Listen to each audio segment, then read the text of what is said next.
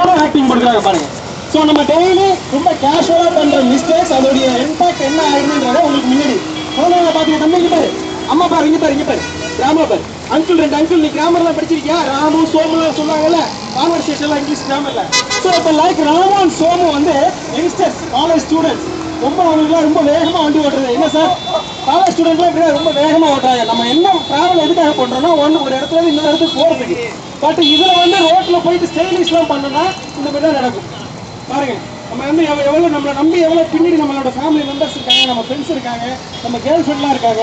அதெல்லாம் மைண்டில் வச்சுக்காம இப்படி இருந்து வேகமாக போனோம்னா நமக்கு ஆக்சிடென்ட் ஆகிறதுக்கு நிறைய வாய்ப்பு இருக்குது.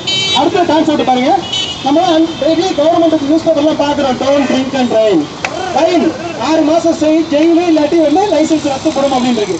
பட் அதெல்லாம் நம்ம கண்டுக்கிறோமா? அதெல்லாம் மீறினாலும் வயசாப்புலேருந்து நம்ம குடிச்சிட்டு வண்டி எடுத்துட்டு போகிறத நம்ம கண் கூட பார்த்துட்டு இருக்கோம். பாருங்க, ராம அடிப்பட்டு கவர்மெண்ட் ஹாஸ்பிட்டலில் போய் ஸ்டிச்சர்லாம் போட்டாலும் அடங்க மாட்டேங்கிறாரு. அங்கே பாரு, வண்டி தண்ணி அடிச்சிருக்கா இல்லை அவர் தண்ணி அடிச்சிருக்காரு தெரிய மாட்டேங்குது.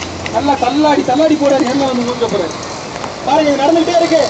டே டு டே லைஃப்ல நம்ம பார்த்துட்டு இருக்கிறது. குழந்தைங்கலாம் பார்த்துங்க. ஸோ ஆப்போசிட்ல ஒருத்தர் நல்லா வண்டி ஓட்டிட்டு இருந்தாலும் நம்ம ட்ரிங்க் பண்ணிடுவோம். நம்ம மட்டும் அடிப்படுறது கிடையாது, ஆப்போசிட்ல வரது என்ன நண்பரே நீங்க பார்த்துட்டு தானே இருக்கீங்க எப்படி டெய்லி நடக்கிறது. இதெல்லாம் நம்ம நடக்குது பாருங்க, சின்ன சின்ன விஷயங்கள். இதை நம்ம வந்து மைண்ட்ல ஏற்றுக்காது. விலை மதிக்க முடியாத நம்மளுடைய உயிர் இந்த மாதிரி சின்ன அலட்சியமான விஷயத்துல நம்ம விட்டுருக்கோம். பாருங்க, அடுத்தபடியா நண்பர்கள் உங்களுக்கு உங்கள் கண்குள்ளா காட்சியாக இன்னொரு கடைசியாக ஒரு டிராமா பண்ணி காமிக்கிறாங்க. பாருங்க, வண்டி ஓட்டமா நம்மளோட ஃபுல் கான்சென்ட்ரேட் வந்து நம்ம வந்து டிராவல் பண்றது தான் இருக்கணும். செல்போன்களை உபயோகப்படுத்தி விட்டு வாகனம் ஓட்டாதுன்னு நம்ம சொல்றாங்க. பாருங்க, அடுத்த நண்பர் ஒருத்தர் அதுல மூழ்கிறாரு. இதை பேசிக்கிட்டே இருக்காரு. அவருடைய முழு கவனமா என்ன இருக்கு, போன்ல பேசிட்டு இருக்கிறாரு. இவர் ஒரு ஆப்போசிட்லயே பேசுறாரு. செல்லம் யாரு செல்லம் கூப்பிடாரு வந்துட்டே இருக்காங்க வந்து மாலை பொழுது.